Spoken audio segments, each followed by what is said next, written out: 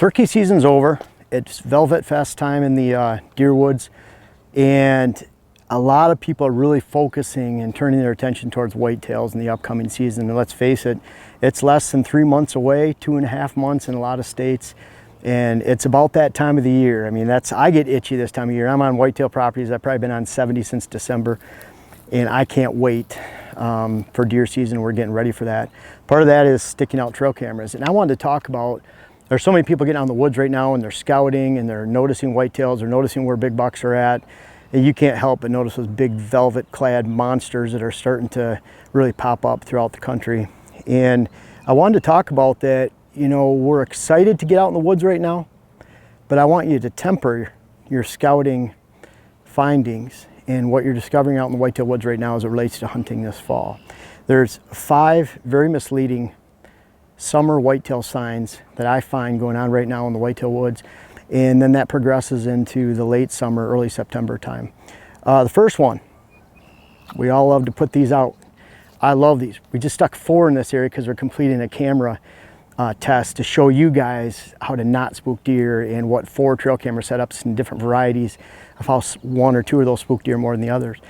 But that being said, we're going to find a few velvet giants on these trail cameras, and I got to be honest, on the properties I hunt, if I went by what I see during the summer, I would be gravely disappointed going into the hunting season, because where bucks are at, where you're finding camera pictures, velvet pictures right now, is typically the exact opposite of where those bucks are during the fall.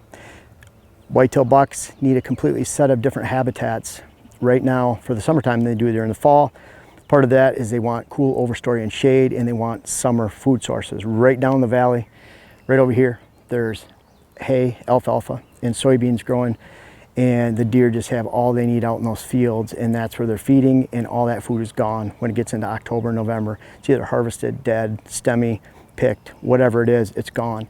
And so where those bucks are at right now and how they relate to that high overstory shade that they need, they can't crash their velvet through all that high stem count they prefer in the fall and winter, and that fall winter browse that they want during the summer. And so they're out in different areas, big open hardwoods up north. And where you find those pictures right now can be very misleading for the fall. So ask yourself, is this a high stem count fall area? Is this area going to have really good fall and winter food sources? And if not, those pictures can be very misleading. Mature bucks don't turn nocturnal all of a sudden September, October and just disappear, and they're out on your land and you got pictures of them up until that time. They're gone. They go to their fall range. You find that's about a mile apart. Now that leads into the second very misleading clue right now, is your bachelor groups, your big bachelor groups. So I go into a lot of client parcels and they say, you know, I'm getting these really good photos of bachelor groups, giant mature bucks on my land. And of course, that's why I'm there, because that's a really bad thing. Those things disappear for the fall. And it's no different than your summer trail cam pictures. It's just very misleading. I love driving around here for those bachelor groups in the summer, but I'm not doing so saying, boy, I wish I had those bucks on my land during the fall, or on my land right now, certainly. I'm making sure those bucks are alive. That's my whole reason for going around looking at the bachelor groups within a mile, mile and a half around here, because those bucks then come here during the fall, and I want to specifically identify 4, 5, 6-year-old, even 3-year-olds that I recognize that are in this area during the fall, or maybe on the other property that's 3/4 mile away. I want to make sure they're alive. I love watching bachelor groups during the summertime, but I'm not looking at it as if, wow, I'm excited those bucks are going to be on my land, because typically I'm not seeing very many mature bucks at all during the summertime on my land, because I'm focusing my property during the fall, because I want to be an actual herd influencer and have a great hunt. So be very wary where those bachelor groups of mature bucks are on your land right now, or on someone else's land, because typically where they're at today during the summertime and until they turn hard horn, and probably to the end of September, early October, is not where they're at during the fall. And if they're not on your land when it comes into October, November, or you're not seeing them during the daylight, it's because really, literally, they're not there. They're probably 3/4 mile to a mile away, and that's the distance that we find going in the summertime around here. Now the third very misleading clue that I often find during the summertime, and this is really promoted heavily, and we completed a video on this earlier, is that where you find summer buck beds. There's a lot of people going out in the woods looking for summer buck beds right now and finding buck beds. Those buck beds, again, they need a different habitat during the fall. Those bucks are not going to be there during the fall and winter months and during the hunting season unless it's high stem count cover, which they can't crash their velvet into, unless there's going to be great fall food sources into the winter time that are diverse and they're unpressured, the cover's unpressured. Then those buck beds might hold true for going in through the fall and winter and into the hunting season. But if that fall cover and fall food is not there, those buck beds that you find right now are pretty useless in the woods. It's cool to find it and say, wow, this is a big bed, there's some cool pellets by it. If you find fall buck beds, they usually have rubs all around them. You find old rubs. And typically the best buck beds you can find right now during the summer are beds that are not being used because they're waiting, and those beds are open for those summer monster bucks that are on land right now, and they're not going to be there, and then they're going to those buck beds that are going to be used during the fall.